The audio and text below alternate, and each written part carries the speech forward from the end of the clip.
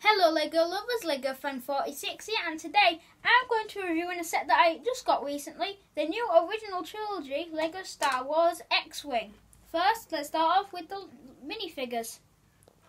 First of all, we have Luke Skywalker. He's in his X-Wing pilot outfit, and he also comes with his blue lightsaber, which this could be your own opinion, but I find it slightly weird because why is he holding his lightsaber in the X-Wing? I'm just going to leave that there. It could puncture something important. But, oh well, it's just a Lego set. So as I said, he has his helmet and he has two faces. A happy face and a sort of concentrated face. Probably when he's blowing up the Death Star. Next of all, we have R2-D2. Now, only an idiot has not heard of this guy if they're like a die-hard Star Wars fan. But it's the same model as the original one, but it just has a few new colours. So he's got like the little things for the tools, and he has his little dome head with a bit of printing. And he also has these cool legs, which I really like.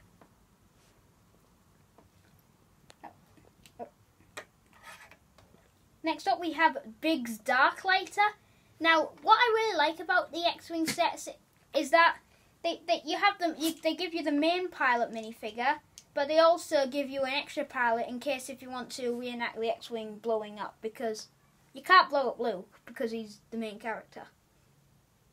And Biggs blows up in the film, so this makes perfect sense. He comes with a little blaster, which in my opinion makes a little bit of more sense than Luke's. He's also got he's wearing the same suit, however he does have a differently designed helmet. This one has like little green marks when Luke had little red birds, if you want to have a look again. Yeah, little red birds on the sides. But he has like these, I'm not sure how to describe them, but it's just a different print. He also has two faces. A happy face. The two faces, they actually don't look that different, to be honest.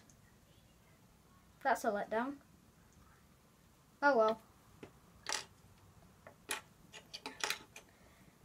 Next on, we have R2-Q2. He is Biggs Darklighter's droid. He's basically just R2-D2 except, well, grey, in case you didn't already notice, which you probably did.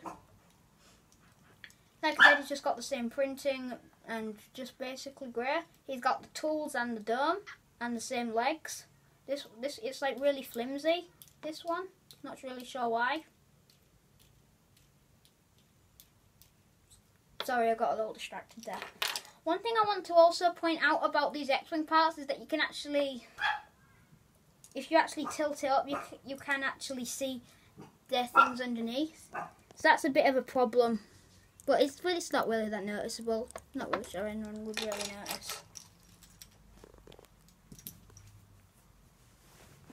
Now we move on to the X-Wing. I'm going to start from the top and go all the way down from the back. Now, they use these special pieces to give it a special sort of elongated shape, which I really like. There's also like a little landing strip you can use to just fold up and down. I really like that as well. Then we have the cockpit, which you can just open and close. There's a little control panel in here and a seat for Luke Skywalker to fit. Then there's also like a little, I'm guessing, fire extinguisher? Yeah, fire extinguisher. And you can actually put one of the minifigures in here. I'll just put in Luke. I also added an extra piece because for some reason he wasn't going in perfectly. But, oh well, it was a small change. Just fit him in there. You also have these little proton torpedoes. Unlike the old one from, I think, 2011 or 2012, they're not actual torpedoes. They're sort of like, they're spring-loaded shooters. The old ones were actual torpedoes that you would actually build. The spring-loaded shooters are easily lost, but to me they're not horrible. You also have a little socket to put one of the droids in. I'll just put in R2-D2. And this is one of the best parts of the set. So it has a little lever there, and you just push it forward, and the X-Wing wings just open. Or as they call it in the film, lock S-foils into attack position. That's just a scientific way of saying open the wings.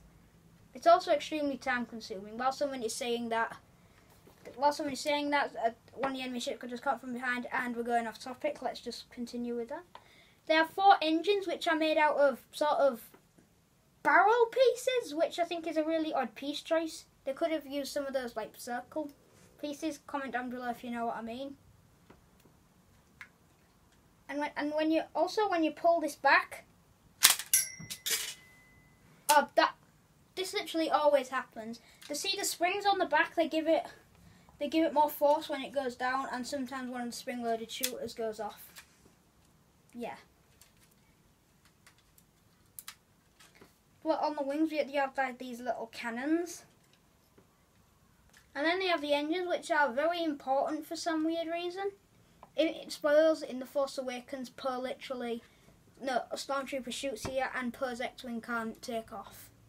So yeah, comment down below if you know why they're important.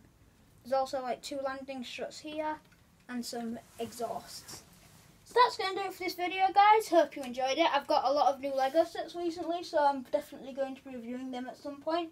Not a lot of them are in perfect condition because I've made a few modifications. Yep, like the one over there, you'll see what I'm referring.